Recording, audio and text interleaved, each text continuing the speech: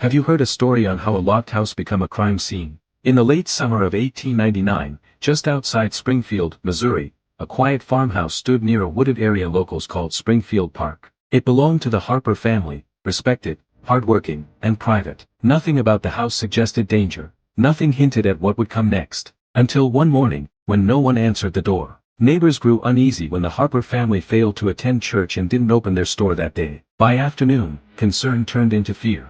When neighbors finally entered the farmhouse, they discovered a scene that would haunt Springfield for generations. The entire family of 4 had been killed during the night. But what stopped investigators cold wasn't just the crime itself, it was what they didn't find. All the doors were locked. The windows were secured. There were no signs of forced entry, and nothing of value had been stolen. The killer hadn't broken in, and hadn't fled in a hurry. It was as if they had been invited inside, or never needed to leave at all. Police searched every room. Furniture was undisturbed. Nothing overturned. No signs of a struggle. The house was calm, too calm. That silence raised a terrifying possibility. Maybe the victims knew their killer.